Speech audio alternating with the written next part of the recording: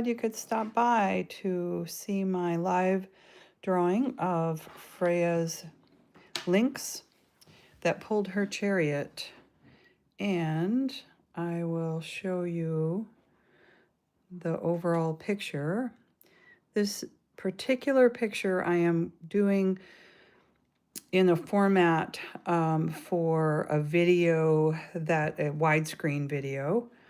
So I have to zoom in on only portions of it for you to see the details.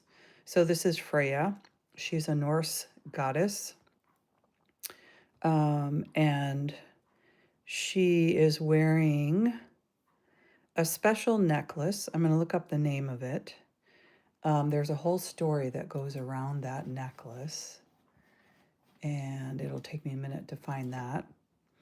She's wearing a red gown because she was depicted in red often. She has by her side this pig, and it's actually a battle swine. She was a warrior. She was also the goddess of love, among other things. And then she had two lynx that pulled her chariot, and that's what I'm going to be working on tonight, drawing the lynx. I'm going to show you how I came up with the texture, which is not done on the harness for these. But I'm just going to show you my techniques for drawing on these details. And so I want to thank you for stopping by. I love to have comments that I can look at and follow up with you, answering questions or reading comments, and I look forward to hearing from you. Sometimes I have some regulars that stop by when I'm drawing. They get a notification. So if you're one of those, let me know. I'd love to hear from you. I haven't been on here in a while because there's been some, I live in a little condo, and there's been construction going on the siding on this condo. And it's like every time that I want to do a live, there is so much noise going on outside that I've been putting off doing my lives. And so here we are. So you can see on this one, the fur is pretty well done, and the detailing on the face is where I want it to be. The detailing in the eyes is where I want it to be. This is sort of a new detailing that I've been doing with eyes, is just doing some polka dots. I have notifications popping up on the side because I'm from a very big family, and we call ourselves feral folk, and we're Irish, not Norwegian, by the way. And there's some new stuff going on in the family, so it just keeps popping up. So anyway, this is the lynx. Freya, if we're going to stick with historical documents, it doesn't actually say that she has lynx, but lynx are often portrayed as the cats that pulled her chariot. They're just so cool looking that I was like, yeah, I'm going to do lynx too. And so there's some white highlighting with the lynx that I want to get exactly the same on the other one. And then there's the black and kind of this creamy color, tan, creamy color mixed in with the gray. This is just my interpretation of how you can draw fur, and as you move out from it, I think it looks pretty good. And so I'm just going to keep going with it. I felt pretty satisfied with that. So the first thing I'm going to do is set my toolbar up so it makes sense to you looking at it. And I have a lot of layers going on here. So I have to find the right one. And sometimes the way that I find the right layer is by turning it off and seeing if it disappears. The layer that I want is this fur right here. And it's not on that one. I think it's right here. So I think that's the layer. I'm going to hit this little eyeball button right over here. Were you able to see that? Let me see. Do I have it? Oh, it's not showing for you. Okay, so what I did was I just hit the little eyeball button right there, and it made that layer disappear. So the hair went away. I'm gonna turn it back on. I'm gonna make sure that layer has a blue square around it. That tells me that I'm on that layer. And then there's some little keys here to what kind of layers. I have almost all almost all vector layers going on. Up here, I do have a pixel layer. I've got a couple pixel layers, but I'm using mostly vector lines. And so I am going to choose a vector pen to do this. I'm going to choose a taper brush, and I'm going to, this is the color palette that I've been working with.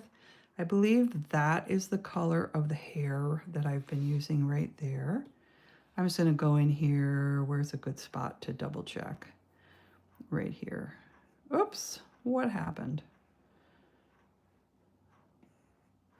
Huh, oh. Okay, it was this is a quick access tool, and I wonder, it seems to have locked I don't use it very much. I'm just learning how to use it, and I used it to do an eraser earlier. It's still doing the eraser. So let me go up here. I love it when I start off with a puzzle right away. It's all about the puzzles when you're learning things, and I share everything as I'm learning. I was going to check the comments here, make sure. Oh, Guerrero, thank you. I will keep up the vids.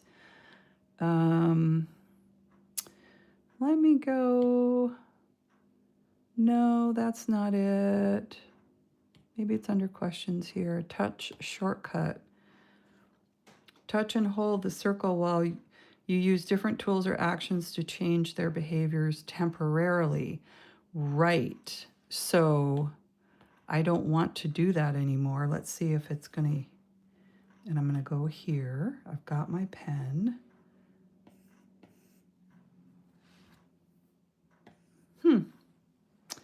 What is happening? Let me go up here. I'm going to add another layer all the way up on the top. So there's no way that I'm accidentally hiding it behind another layer. I'm going to choose this. Oh, I've never had this happen before. I can't get that to shut off. It just wants to erase.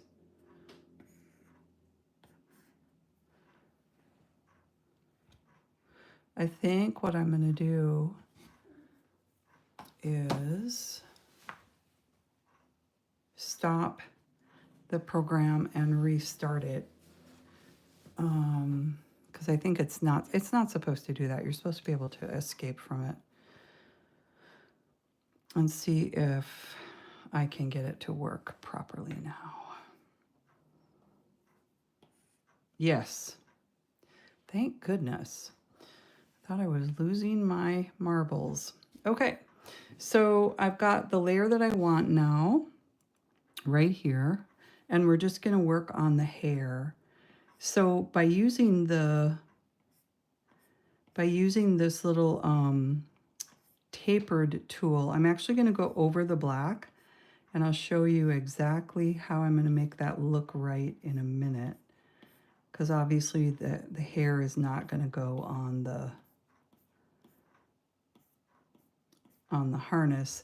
So what I'll do is I'll come back in with my eraser. Oops, sorry. And I'm just going to bring it along that.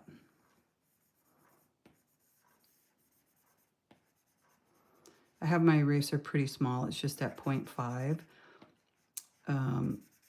You know, you can enlarge it so everything erases quicker. So that's how I'm going to make that look like it belongs, the hair going underneath the harness. So I'm going to go back to my vector brush and just continue with the hair. I want to thank everyone for stopping by.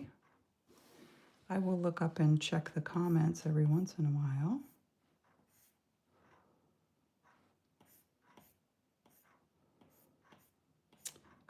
I've recently been making some I've been making some YouTube shorts. I came across, it's Ballad, I think it's called Ballad of Eye Color. And there's a few different vocals. It's not a song, it's more like a poem, kind of a reading, a prose. And it's a fella that it's credited on my YouTube. It's credited on my YouTube shorts, and he talks about eye colors. I'm just going to actually go over here and get that guy's name if I can, because you should look him up. YouTube.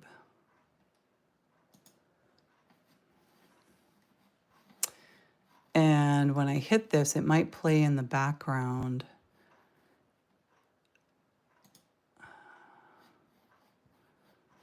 Looking at my shorts here.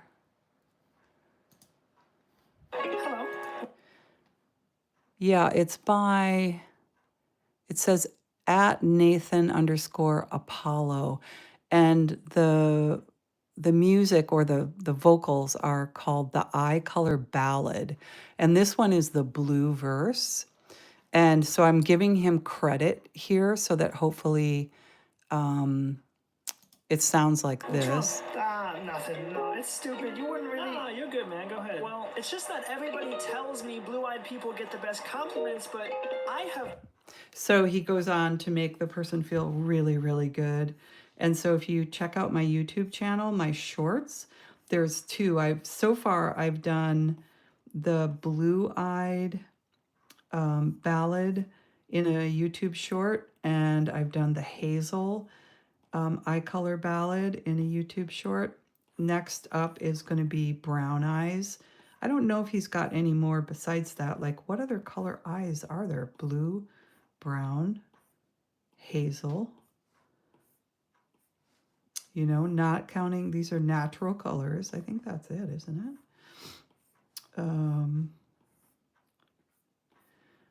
I've got a little funny thing here. I almost need to go and find, it's kind of a small detail. See, is that? Yeah, that's my gray. And I'm going to go ahead and fill in that little gray. I'll just use the eyedropper. Grab the correct gray. I've got my vector brush. I'm just going to fill that in. There was like a little eraser mark there for some reason. Now I'm going to go back to my cat hair layer, and I'm going to continue on drawing my cat hair in the tan color. Just want to make sure it looks consistent. Oh, these are a little bit bigger, so maybe I'm going to start adding in some bigger ones here and there.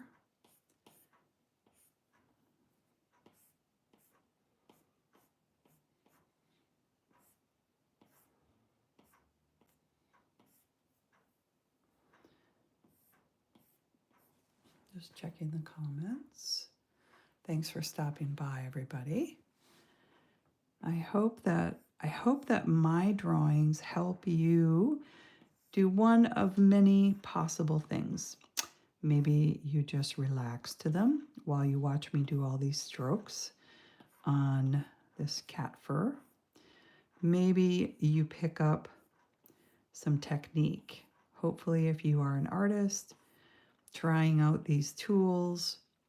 This is an iPad. You can also, there's other tablets and phones that you can get a stylus with, and almost all of them run the Adobe Fresco program, which is what I'm using.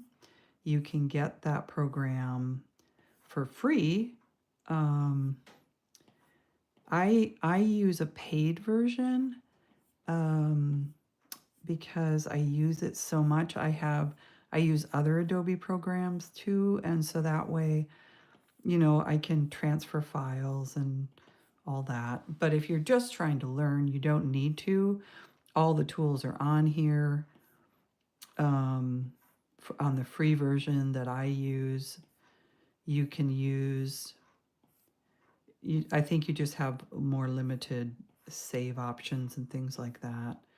But what happens, of course, is when, and they know this, everybody who's an app maker, knows this, that if you use it for free and you get good at it, you're going to want to save your files in multiple different formats. And so, that's how it works. So forward we go here with a little bit more hair. Let me just do a little quick overview for anybody who's just joined. We're working on Freya's cats. I'm adding the fur. I actually only have the head and this leg left to do with the tan color. The black color goes super fast, and the white goes pretty fast. I have to be kind of careful up here around the face. So we'll see how far I get tonight. Hopefully you'll stick around. I also kind of want to give a preview of another tool I've been using, and that's the infinite zoom tool. And I've got some new YouTube shorts up that have to do with what I was talking about earlier. They're the Ballad of the Eye Color shorts, and I did infinite zoom with those. And they are from, I'm a small creator, and so I am thrilled if I hit 1,000 views. And so I've actually done really well with these. The first one is over 2,000, and it's still rising. And then the second one, I looked a little bit earlier. I just put it up earlier this afternoon, and it was up, I think it was up over, I don't know if it was over 600 or not. I don't know. I have a few shorts I did lately. It was either 395 or 600. I don't know. There was a couple that I've done lately, and I'm getting confused which one. But I'm thrilled. I think what's really cool about those is like, and what makes me the happiest, because I'm thinking like, I want to come onto YouTube and I just want to share stuff that's useful for people. But then I get very hooked in by making these really pretty artistic videos, which are, I'm not going to say they're that useful for people. They might be entertaining for other artists, but I think that unless you're an artist, it's like you probably skip on by. Sometimes, like, for instance, there's also dance. You'll see a couple dance videos in my shorts. I love to dance. But I happen to know I had the funniest conversation with a coworker lately about my dance videos. I've known this person for how many years? 18, 19 years we've worked together. And and this person thinks that my all my YouTube stuff is really awesome. They love all my artwork. They're very, very encouraging. And then I went through this little short phase. It started when I was on vacation because I just like was having fun all on my own. And I did one of the dance trends. I don't remember which. It might have been the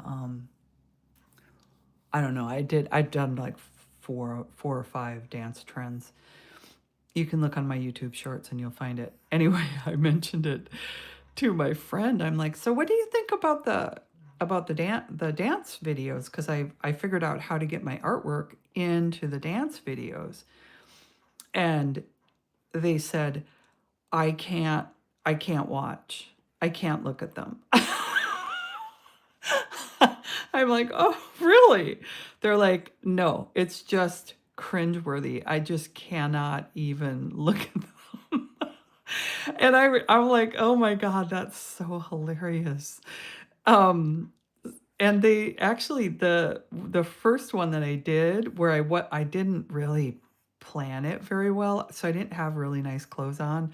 I was just really very super cash, and I'm in a pair of shorts, and I'm at my brother's and visiting for the holidays, and I just, you know, crammed out this little dance video to just to see how it would see if they'd get any response.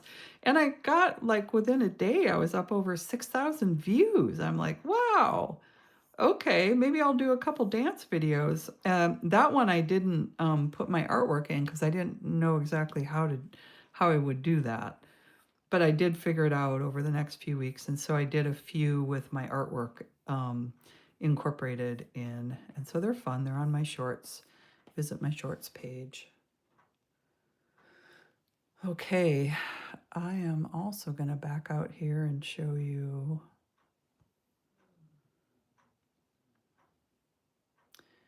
where we're at. I feel like the wheels are done. I feel like the chariot's done. Maybe I'm going to add some shading inside here, and there's a funny line right there. I don't know what that is. So that needs a little work. This guy needs hair. Pigs actually have a lot more hair than I realized. I've never owned a pig. I've never cared for a pig. So this will be fun to draw. I've never drawn a pig before. And then, of course, there's Freya with her blonde Nordic hair. And back to the cats we go.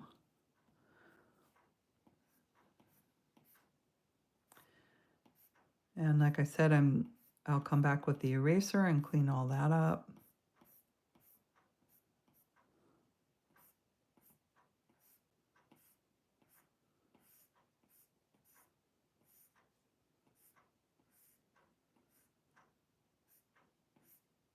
So why am I doing a Norse goddess? The story goes like this. I was at work a couple weeks ago, and coworker friend of mine was talking about her new dog that they adopted slash rescued. It wasn't like the person who had the dog was trying to abuse the dog, but they were just temporarily taking care of the dog, and then the dog ended up being such a handful. They couldn't have the dog around people and other animals, and so the dog was just like stuck outside all the time. And my friend saw that happening, and she and her husband decided to like knock on the door and say, "Hey, what's going on with the dog? Can we help you?" Anyway, they ended up taking the dog. uh, and she's a cat person. So the dog came with a name, and the name was Freya. And she was telling me this story. And I'm like, "So Freya, what's that?" And she's like, I don't know. It's a cool name though. And I'm like, "Yeah, I love that. Freya.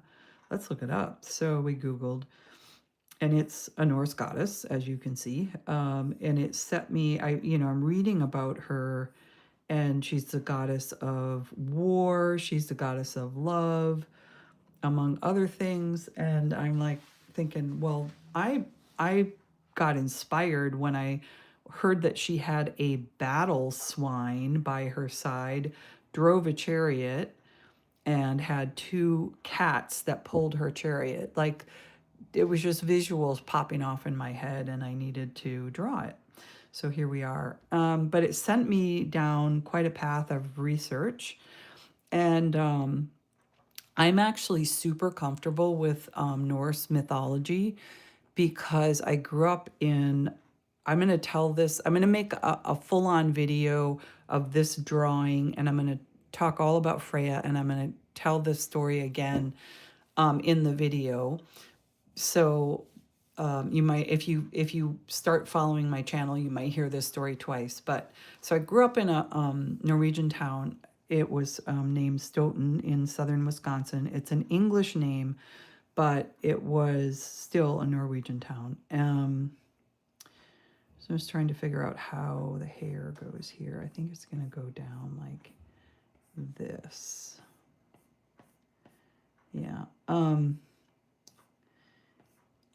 And every year they really celebrated Norwegian Independence Day, or actually it's Norway's Constitution Day. They celebrated it big time. There was a huge parade. About 70,000 people would show up in our town, and I think our town at that time was like 6,000 people total population. So having 70,000 people come to town was it was a big deal. And there was a lot of Norwegians, like first generation Norwegian Americans. There were Norwegian immigrants. I remember I grew up on a farm, and we raised tobacco among other things. But the tobacco at that time was a very hand processed, labor intensive crop. And so we couldn't do it all ourselves. We had to hire help during that season. And there was a couple older Norwegian fellas that they were retirement age, but they liked to still do some farm work, and so they would hire themselves out as just a hired hand. And they had really thick accents, and very Irish or very Norwegian names, which I don't remember them. I'm sure my brothers would remember, and my brothers have a better memory for these things than I do. I hope I haven't been putting my hand too much in front of my drawing. I always have to be careful about that. Thank you so much if you've stopped by. I really appreciate it. Leave in the chat, leave me a comment if you would, or if you enjoy watching me draw, or if you learn anything or are entertained by this. I would love a follow or a thumbs up. Really appreciate that. So back to growing up in a Norwegian town, there were a lot of stories about Norse mythology, but I have to tell you, it was very G-rated. And if you actually look into Norse mythology, it's not so G-rated. The Norse gods and goddesses they were like very sexually open, and so there's some kind of wild stories, which I won't go into detail. But Freya did have one that I'm going to talk about in the video. I can tell you a little bit about it. She makes a deal with 4 dwarves for this necklace that she goes to their workshop. They are craftsmen, jewelers, and I actually should find the story and just tell you the story. It's not X-rated or anything like that. It's just kind of funny. The story of Freya and the necklace. I'll wait just a bit and share that. I just wanted to pull it up. So, the story of Freya, the Norse goddess, and the necklace.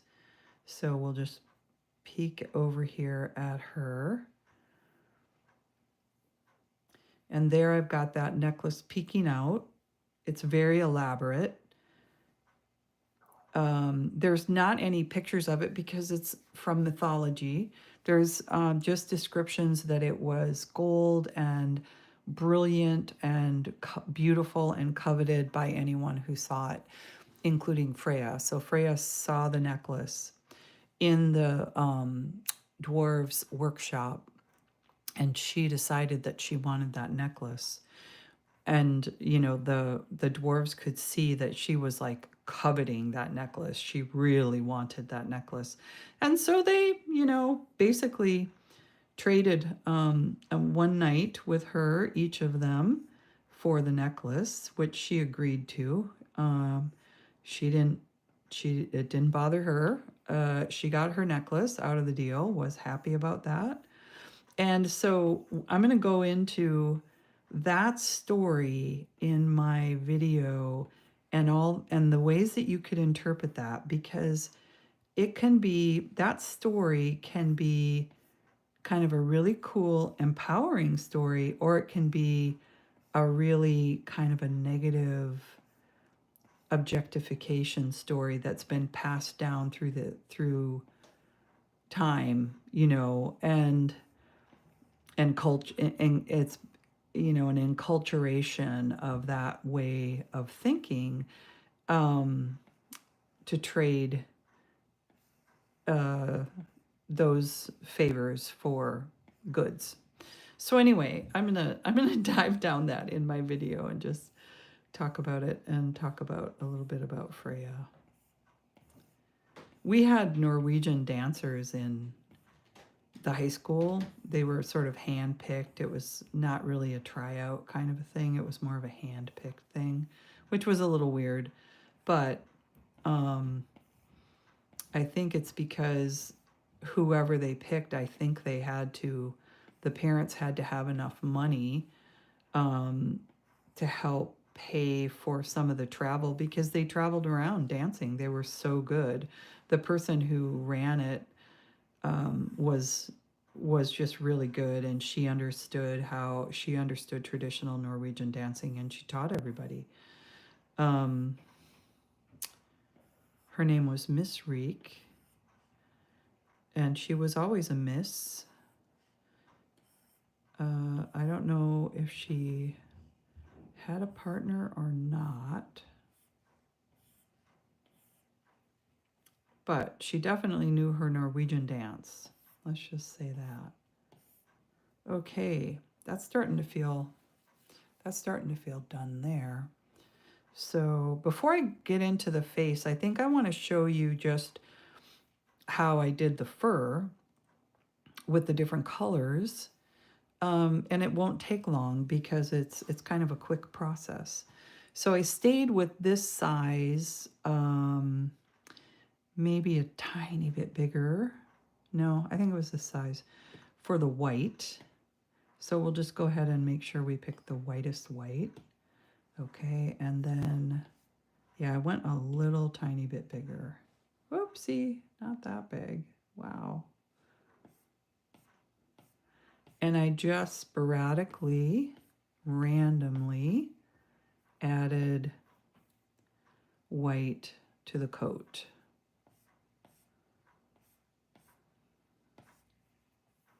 I'll clean up all those lines around the harness pretty soon.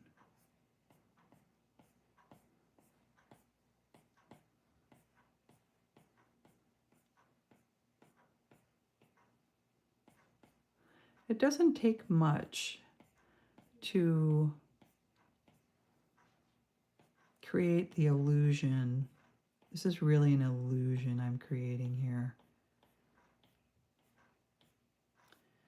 I just want it to read as sort of a roan type of hair where there's multiple colors in it. And I think this one is reading that way. It's kind of what I'm after.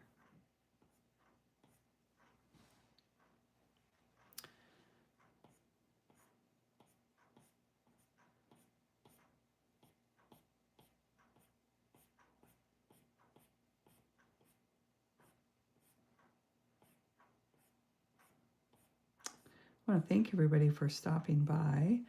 I hope there's something from this that you will find entertaining, educational, inspirational. I honestly think that it's all about inspiration. Sometimes not sometimes, often people come to YouTube for tools. They need to know, how do I use the tool? How do I do the thing that I need to do? Sometimes it's, you're in your kitchen, or something you're cooking, or something you're building or fixing. A lot of fixing, I know a lot of people also come to YouTube for reviews and so forth. And then, there's people who do vlogs, lots of talk shows on here, and that's really entertainment. But I also think I have used YouTube for inspiration. I just sometimes, if I get stuck, I want to see what other people are doing. Like, what is it that's making this interesting, this drawing thing interesting? What are people doing? You know, and I start looking around at what other people are doing. And my intent is not, it's not to rip anybody off, because everybody's got their own thing, and I've got my thing, and mine is never going to look like yours, and yours is never really going to look like mine. I mean, why would you want it to? Although, if you want to copy me for learning purposes, please do. I have no problem with that. That's how you learn, is imitation. And then you kind of, it's like learn the rules so you can break the rules. Okay, so now I'm going to go to, so I'm at an 8.5 here. I'm going to go up quite a bit to like a 20. And I'm going to change my color to black. And I'm going to start doing the spots. They're not really big up here, but they do get pretty big here.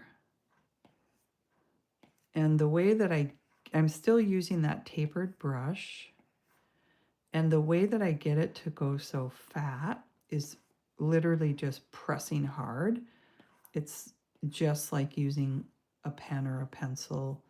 Well, it's actually even better the way the ink comes out in the program is really nice, actually.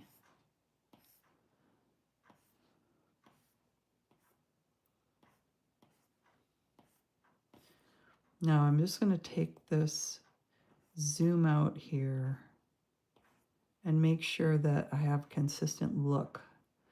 So on this one, there's more black, and so there's smaller black ones mixed in with the larger ones. So I'm going to do that now.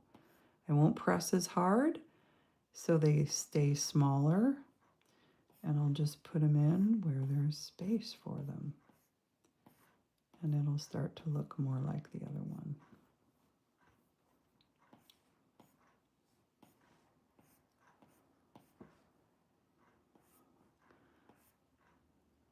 Like I said, we're just trying to create an illusion here. This is not about photorealism. I never really go to photorealism. I love it. I totally appreciate the people who do it. It's lovely. I really love, the era that I loved included the Impressionists, and then later Picasso, Miro, what's another good example? Frida Kahlo, and things became, although she did some beautiful flowers that you could, oops, I have a big dot there that I don't want.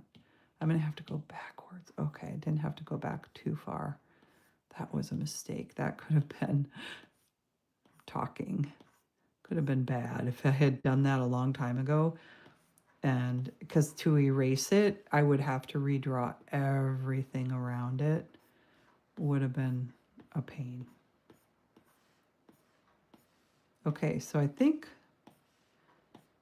I'm getting a lot closer. Yeah, now that feels very similar. There's some white highlighting I haven't done that I will do.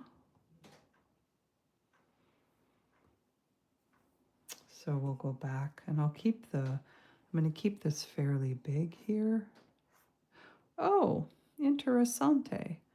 Okay, where am I? Let's go. Looking at my different file or layers. Huh. Oh, I see. Okay, let's move this layer up here. It was somehow behind over here, and I don't want it to be. Where am I?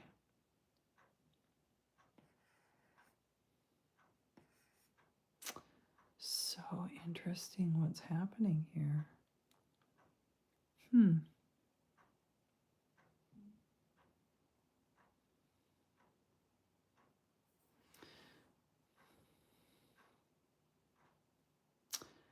Oh, I see. I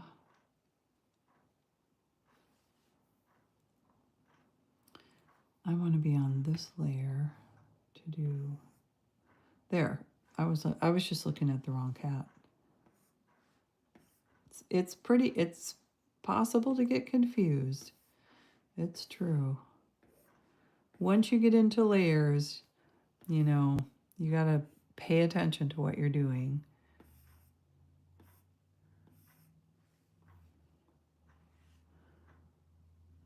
That's a pretty good highlight. Do a little here. Do a little down here.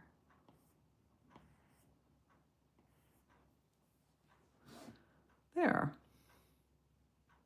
I like that.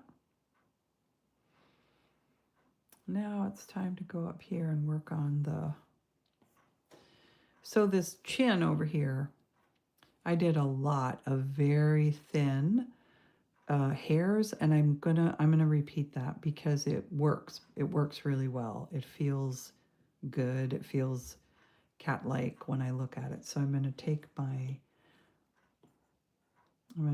diameter down quite a bit. It's gonna go down to 1.5 and see how that works. Yeah, and I'm just gonna sweep these up into the black area.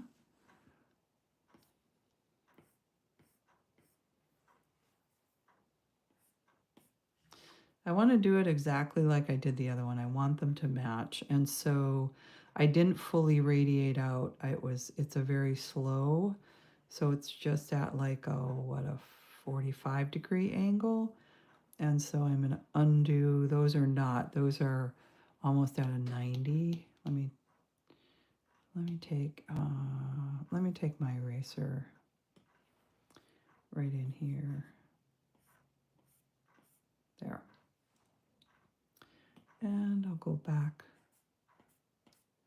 So think 45-degree angle is what I'm going to do. I'll erase up here. I'm going to be doing a lot of cleanup on this drawing. And then I'm just going to match this angle here and blend these together.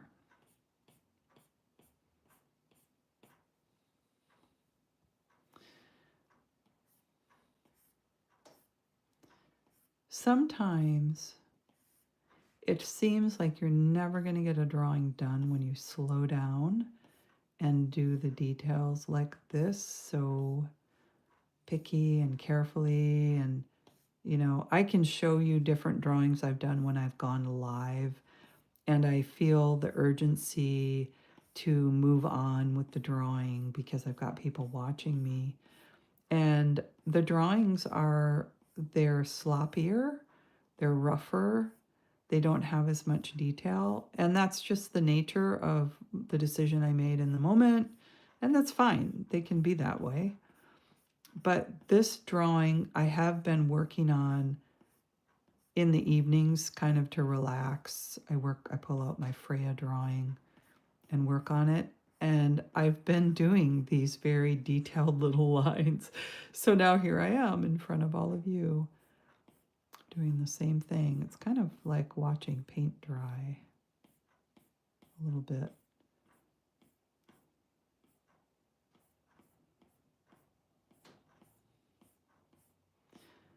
But it's that old thing of watching someone work can be, especially if you've worked hard all week or you've been busy today and you're relaxing and you're tired. It's nice to just watch somebody else do the painting and you can just hang out. I will clean all that up later. I have a few little trails, like little bends at the end. And sometimes I go back and if they're really obvious, I go back and get rid of them. But so far, I don't think anything's too bad. Just looking at my angle here. It's a little bit more than a 45. This one's a little bit different than the other. That's okay. Whoops. That big old dot, every once in a while, the paint just goes blop.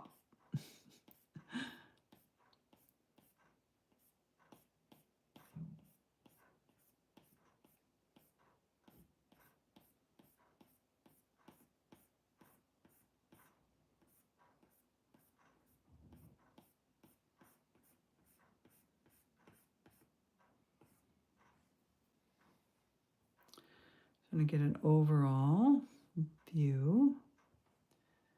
And then look at the other one. Yeah. Yeah, you see it's time consuming to do these little tiny, all of these little tiny lines.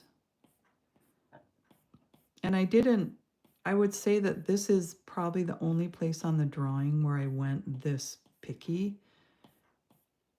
I can show you Freya, and almost everything on that went a lot faster. We'll go over and peek at that.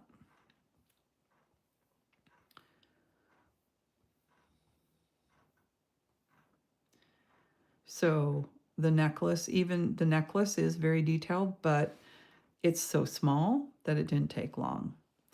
And then her eyes, I actually didn't go too detailed with her eyes. I would say that the cat's eyes are more detailed than hers. The eyebrows, lots of tiny hairs there, but again, really super small.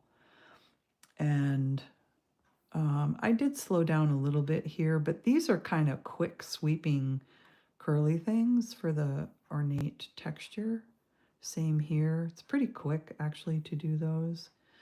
So I'm going to give you a little preview of what this program can do, because it gives me a little bit of a break, and you can kind of see what's possible with this program. Let me show you. I have motion figured into this, and I'm just going to hit the play all here at the bottom. Certain layers, the stars behind her head, and then all these stars, they're all going to start rotating.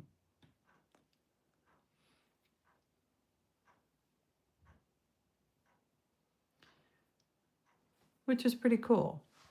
It's one of the things I really like about this program.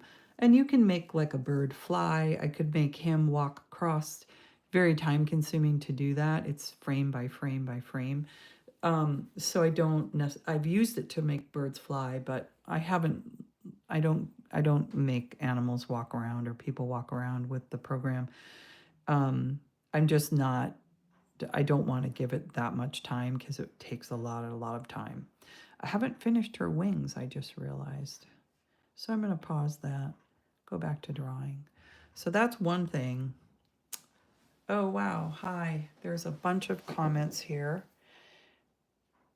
Your cat's name is Freya. Yes. Freya. I've heard people named Freya. I did a video short, and thank you. I'm glad you're enjoying this. And I had some people comment there. I had a gal comment, and she's like, my name's Freya, but it's spelled differently. And her Freya is not, I'd have to look at the comment to see what country. It was not Norwegian. It was a different country. Same sound to the name. All right, what was I working on? I've got the white. I've got which one? Okay, I'm working on the fur. I did the highlights. I think we need, oh yeah, we're working on the chin.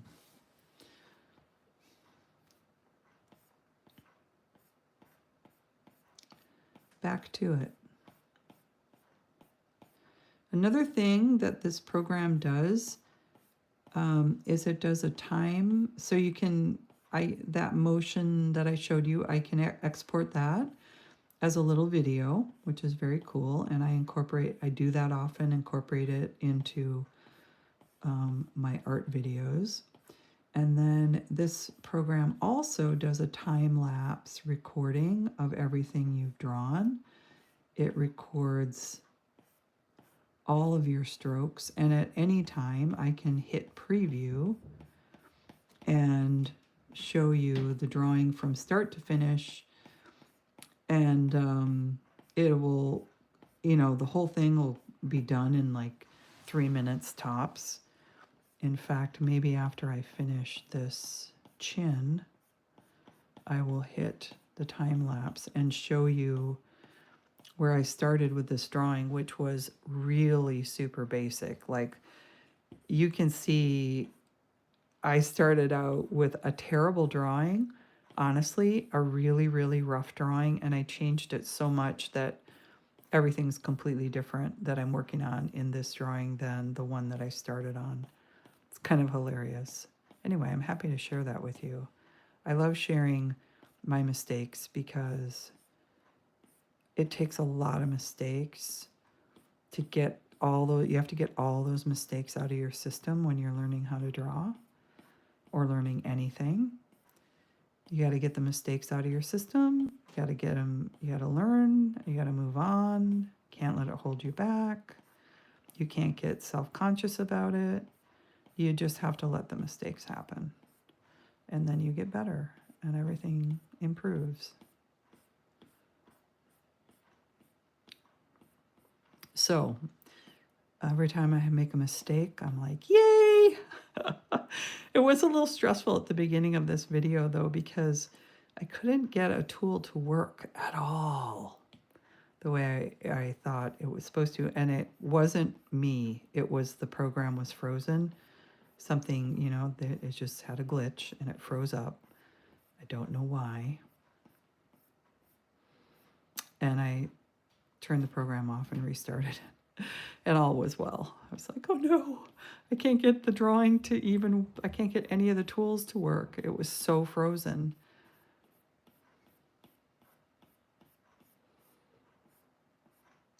That was a stressful mistake because a bunch of people were watching me at the time.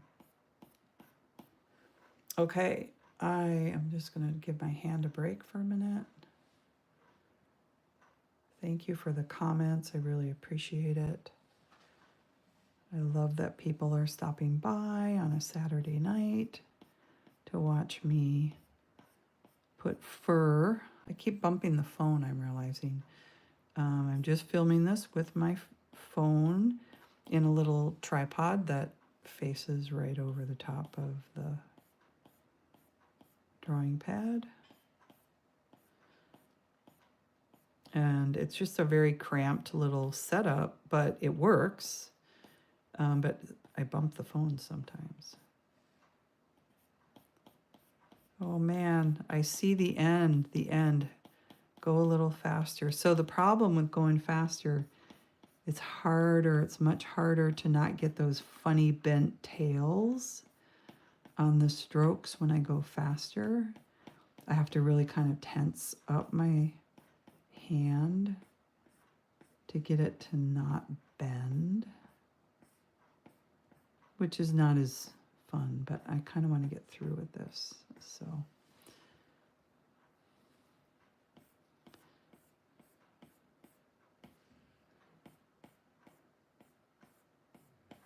and I want to show you the time lapse.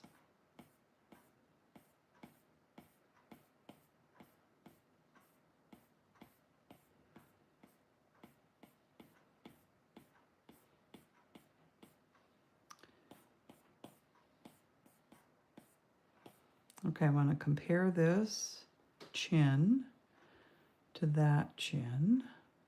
I actually think I might have done a little bit more hair on this one. That's fine.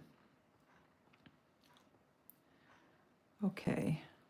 Now I haven't put any of the tan hair on the face. I'm going to have to do that. That's going to be pretty time consuming. I probably won't do that one tonight. I'll probably work over here because I want to show you how I'm working this out. But let's do the time lapse like I promised. So let's just go over here and we will say preview the time lapse. Hopefully this has been closed and opened many, many times.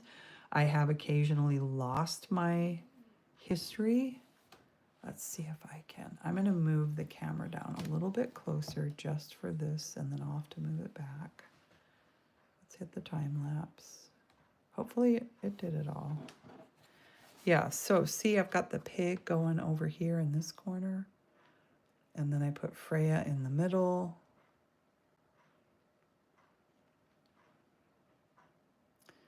I think her face might have, her face kind of came into existence early on. Oh, there she went. I moved her. I'm like, she needs some body language action going on.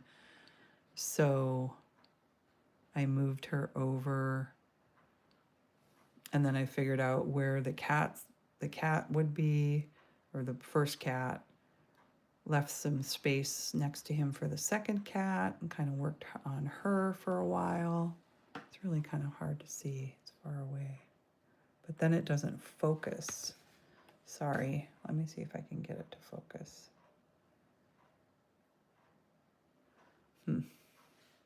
There. I'm working out the wings, the arm shape, working on the pig. So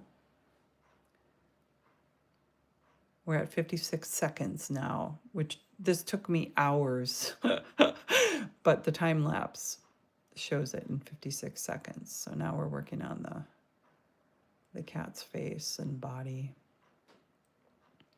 I got it pretty much the way I wanted it.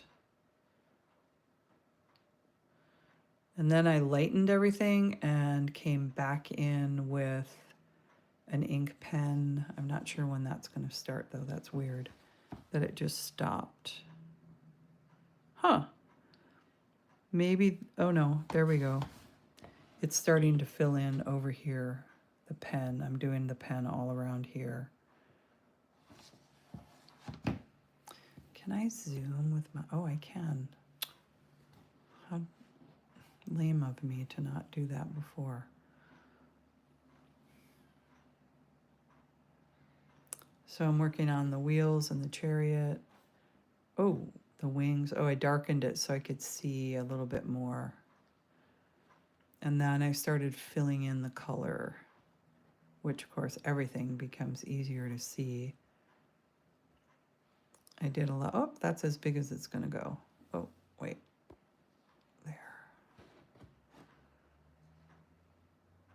I think I'm working on her face a lot right now.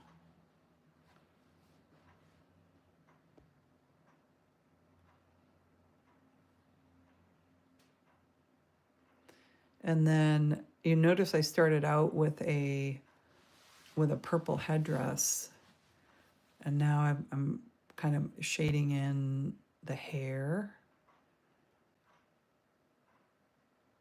shading that braid in, and I think I did a couple different tops on her. Oh no, I guess that was earlier when I was doing the sketch. And then it occurred to me that I needed to make her headdress match.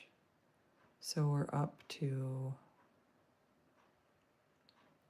oh, I think I read the time wrong. We're at 58 minutes for this live, not 58 seconds. So that took a little bit longer, 11:58. It's an 11-minute recording of the drawing, and now it's moving over to the cats. Sorry, let me do this. Move out a little bit. And so you've pretty much seen the bulk of what I wanted to share. I'm going to go back to drawing. But as you can see, it started out pretty awkward and got better though. Okay, so what am I gonna work on?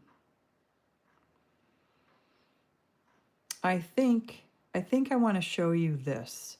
I think I want to show you how I did this. So first of all, I just started with a pencil layer And I could probably, well, it starts out with just like 2 V's in the bottom, and then you just bring it up, and every time you get near the edge, you just turn and bend it. And so it's basically 4 strands, 2 from each V that are going to intertwine. And so to start with, all I did was, I wonder if I can just I want to redraw this for you.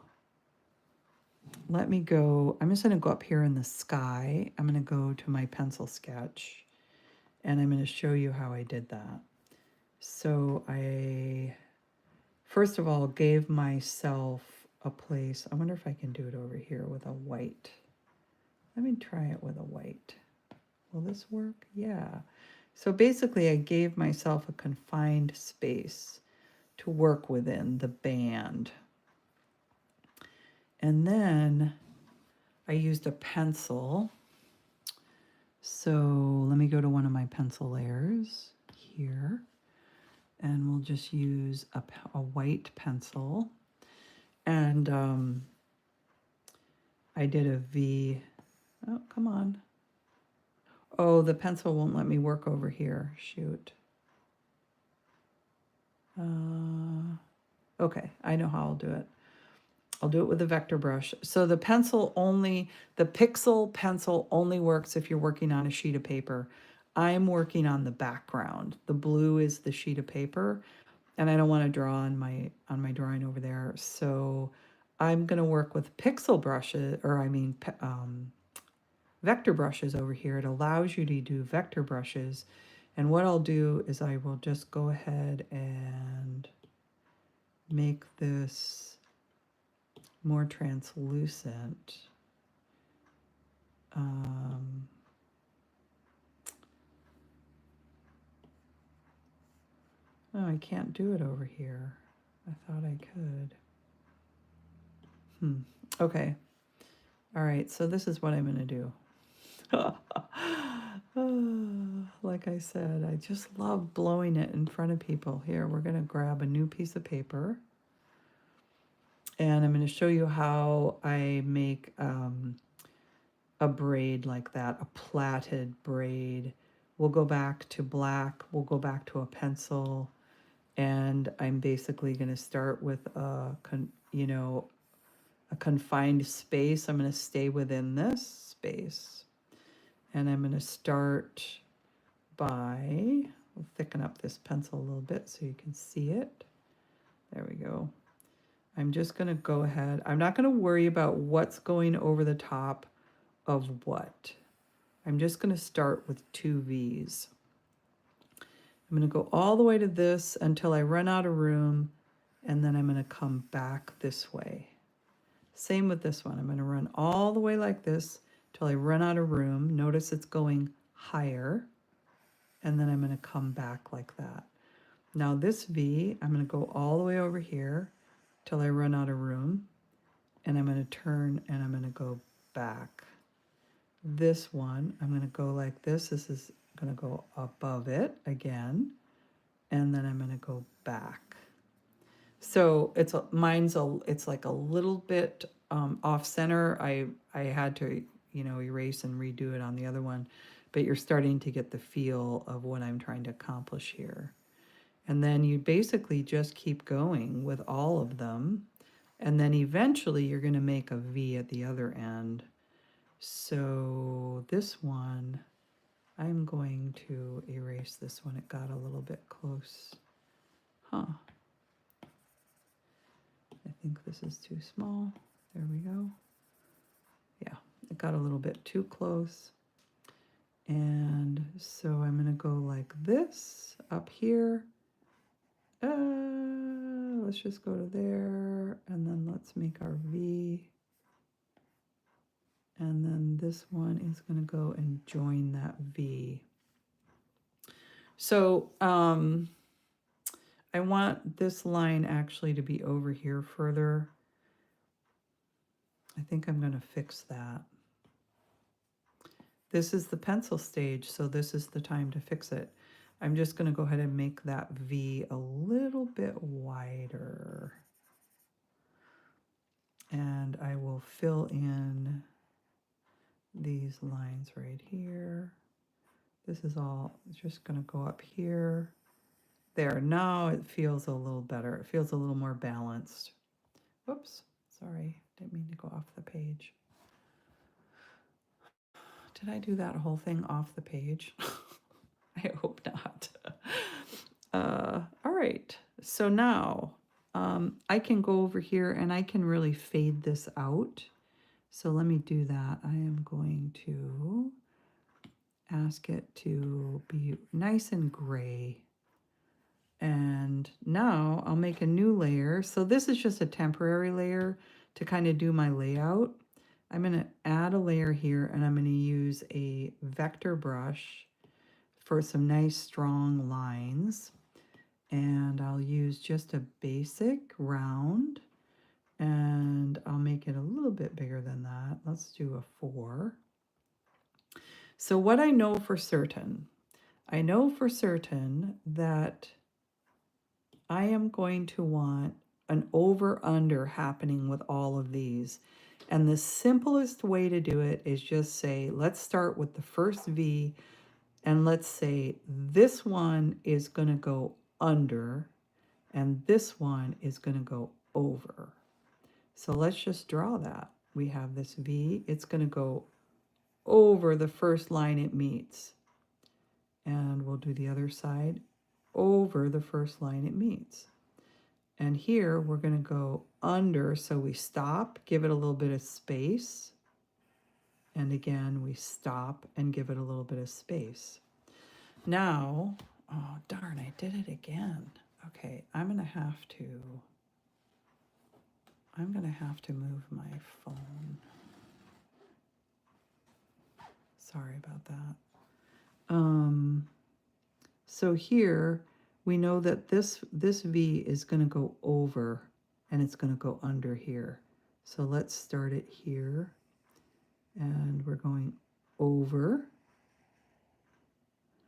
And then here's the other side of it, going over and then under. Oh man, that line.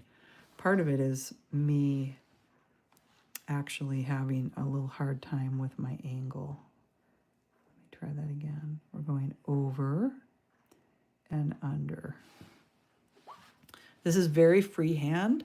If you go searching on YouTube, you will find, just search out Celtic knot. You'll find some people who have entire YouTube channels about how to do this. Okay, so here we went under, so I want this one to go over. So it's always every other, you change it every other time. So here this side of the V went over, so this side of the V is going to go under. And then it went under here, so it's going to go over here. And it's just lovely how it all works out. If you are very careful about your over-unders, it all works out. So we're going to go over here because we went under right before there. And then here, see, we went over. Now we're going to go under. And so that's how you do it. And you just keep going. Over, under, over, under, over, under. So here we're under. We're going to go over all the way up to there.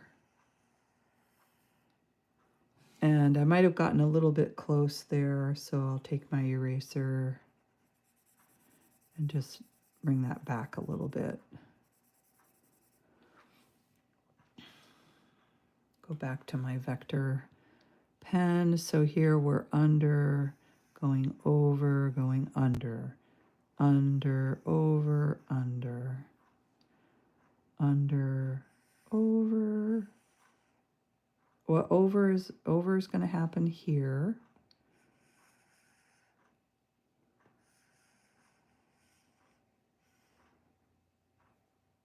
And this over will happen here. Again, I did it. I went a little bit too close. Let me back that off a little bit. My eraser is so small. Then go back to over under. We're going over that one, over. Stop short because you're going to go under there. And here, let's catch this one up. This one went over here, so it's going to go under here. Perfect. And then it's going to go over and under. It's always fun when they get to go over. Bring that a little bit closer there. They take the bend, oops, and then they get to go a long way up before they have to stop. Okay, so we've got an under, over. We're almost done.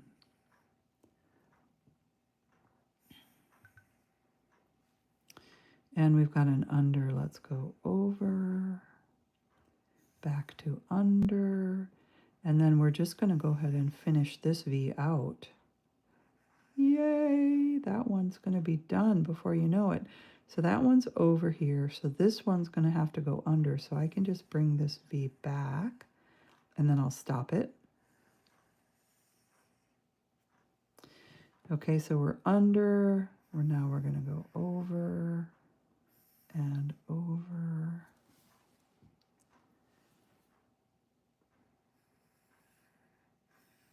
So you can see freehand that this is actually pretty easy to do.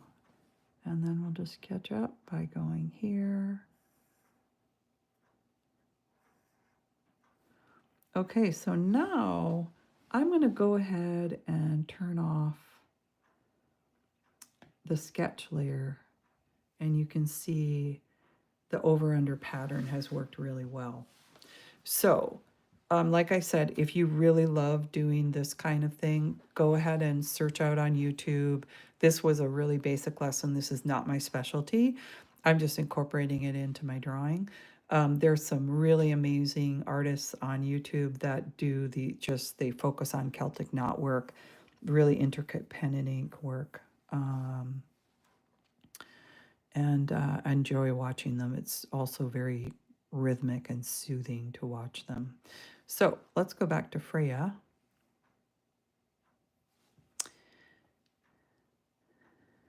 And I think we are going to put some, I think I'm going to take the time and work out the white around her face, this guy's face, and do the whiskers and the nose. And then I will come back probably on my own without you watching and do some more of that rhythmic hair and drawing. But we'll go ahead and add the white accents. So let's get back on the right layer. What layer is that? That is, so on this, I think I want to be on this layer right here.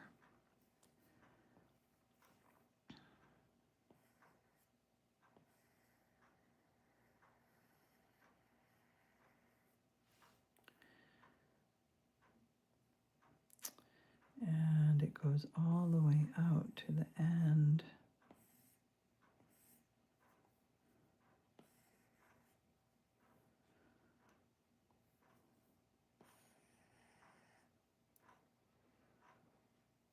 And then they have a pretty strong start to their eye accent right there. I just want to make it match the other one. And then, actually, I think I goofed here. So I brought my white line in fairly close. Okay. So I might go in a little bit closer.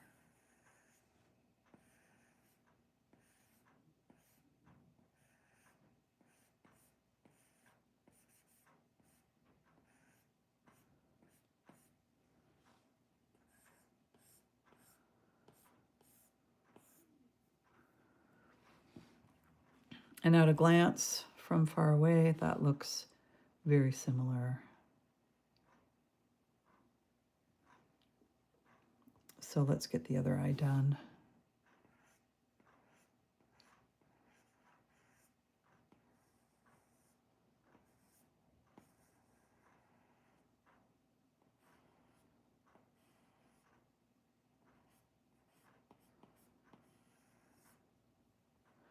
So these eyes are, this cat's closer, his eyes are bigger. I skewed the drawing, which purposefully kind of squished it over here so that this eye is quite a bit smaller actually.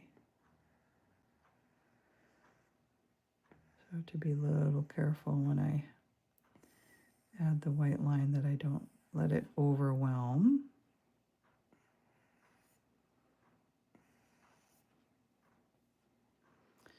That looks pretty good. And then there was just sort of here, there's just sort of a kind of a haphazard shape. Darn, didn't mean to do that.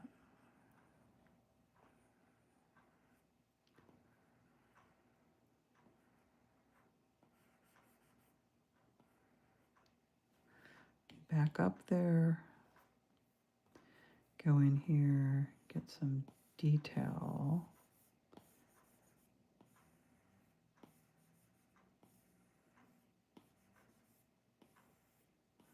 Might have to go back with the black and thicken that line up. Then I'm just going to bucket fill that. No, that's pretty similar. Go back to my vector line.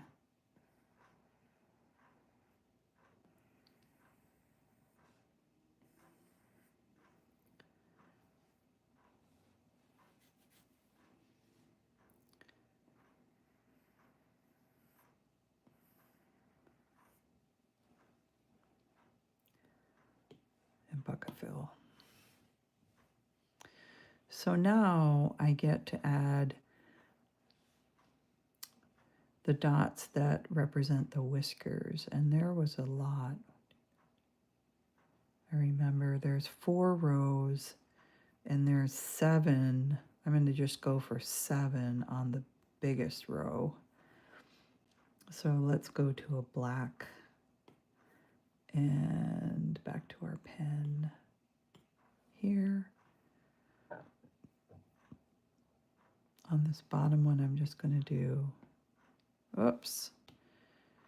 I wonder, it's the, I think I have to make this work, I have to go back to just the round because it's more consistent.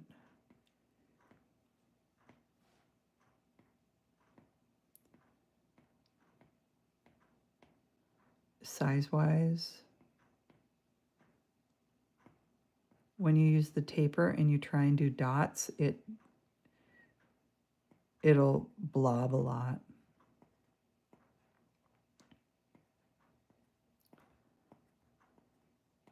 Those two are too big. It's almost like that one's a little bit too big too. 3, 4, 7.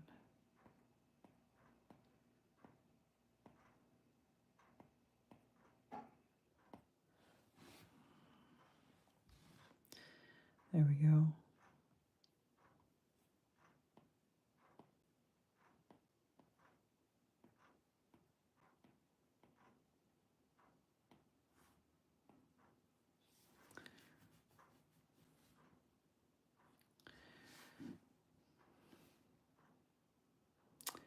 The whiskers will be the last thing, and they go on a very top layer up here. I'm going to move this back out a little bit so you can see the tools when I'm working. Thanks for stopping by, everybody. Appreciate it. Appreciate it. The thumbs up and the comments.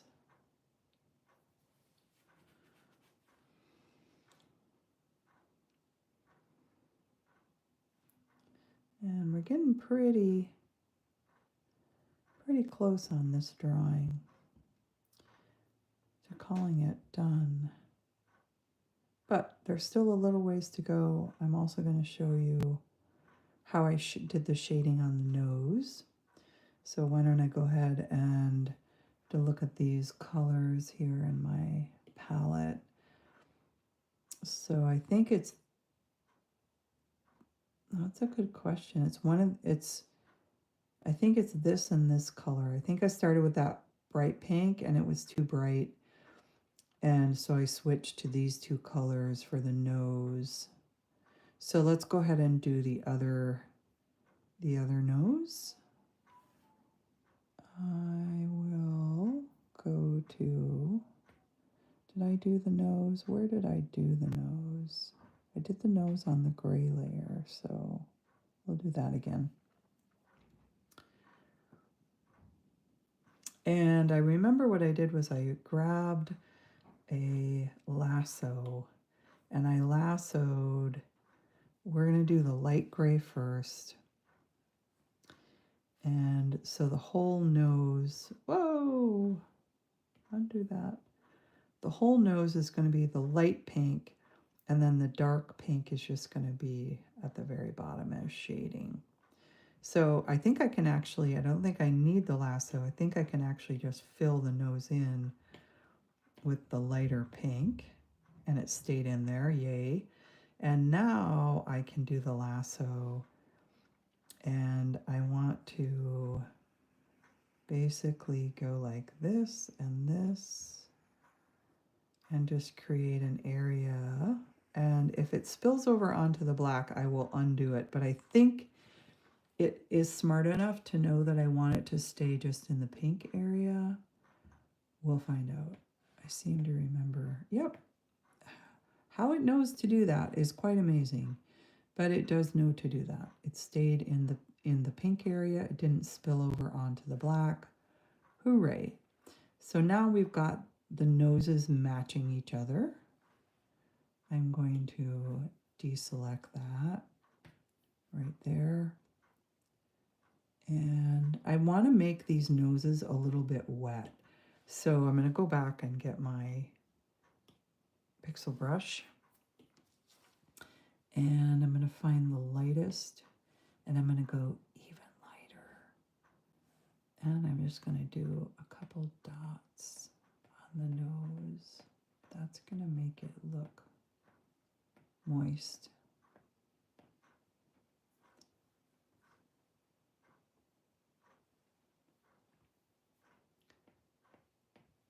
Oh, I have to go back on this layer. The cats are each on their own layer.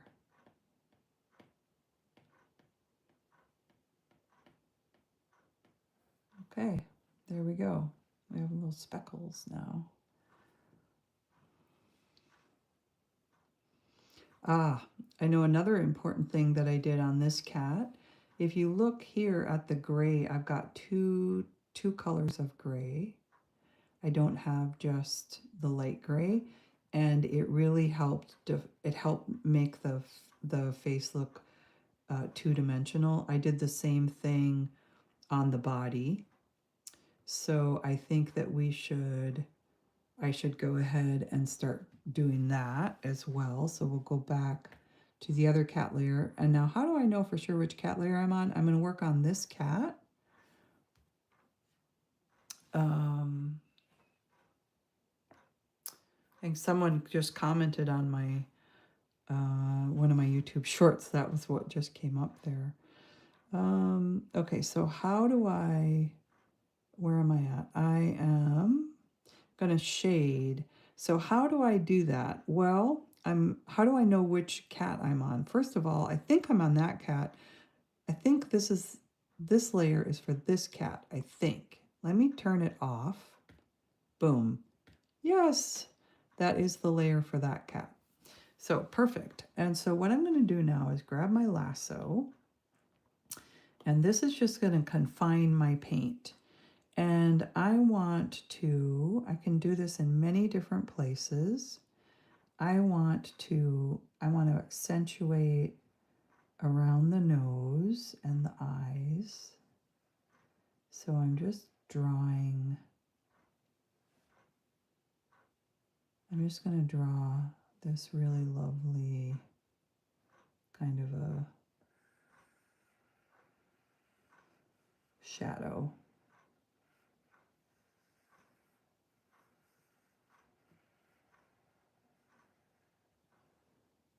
And I'll just show you how that will work with the bucket fill. Let me get the right color. So it was a gray, it was the darker gray here. And again, it's picking, just darkening the gray area. Hooray, love that. And then I also darkened it all around the snout, and I created a shadow under the fur ruff that's along the edge of the jaw. So all around the snout. Let me go back and choose my lasso again.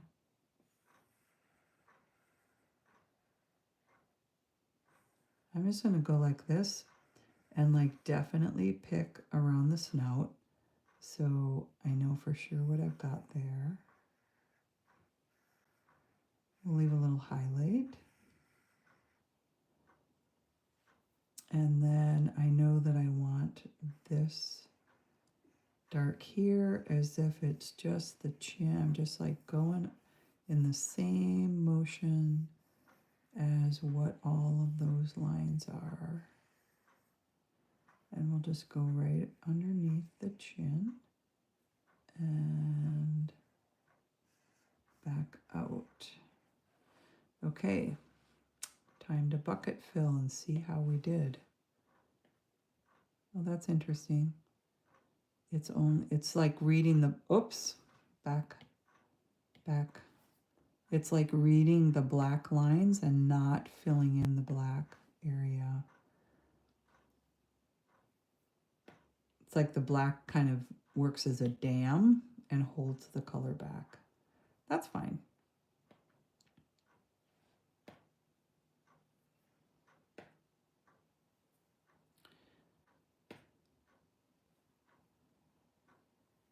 Okay, I think I've got it. For the face anyway. Let's see on the other face. Okay, I did a little bit here on the eyebrows, and I did some in the ears, I remember that. So let me go ahead and do that. Oops. I meant to get my lasso.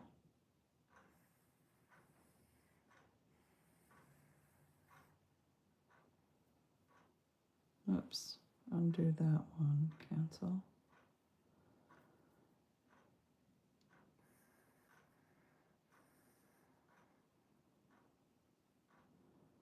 And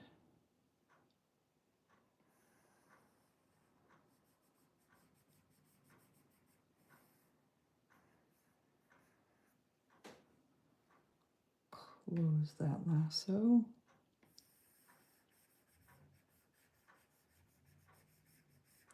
So this is shadow, and I'm not going to be, close that lasso. I'm not going to be super picky about it. It's all going to get covered up with other lines, and it'll just blend in. But that is actually what I wanted to do with the shadow there.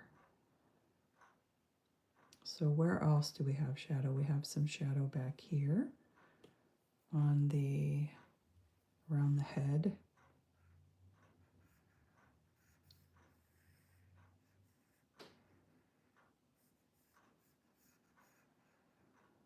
We have some shadow here.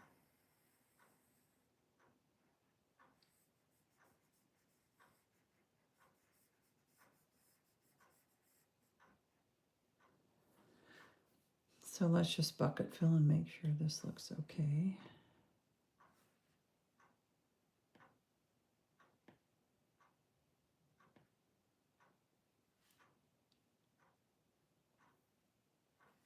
I'm going to undo that last one.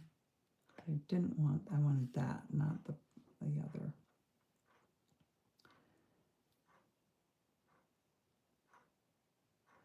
So there's basically, I shaded pretty much all around the band. And I could do some shading on the foot, so I'll go ahead and do that too. I'm going to deselect all those other ones so that they're not.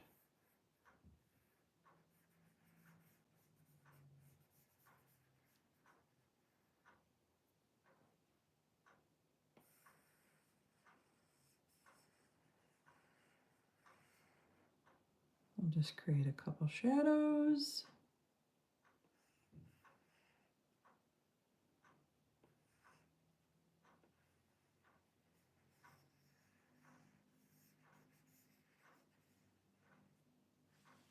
Close that lasso. And then we will also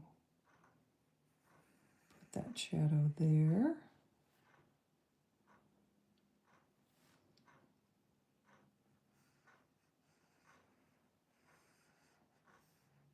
There. And here. So, time for the bucket fill.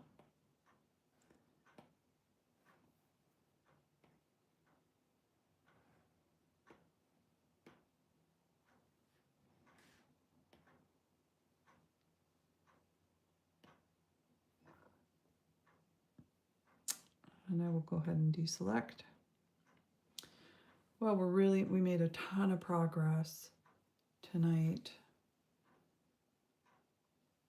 I want to thank everybody who stopped by. I love all the thumbs up. I appreciate it.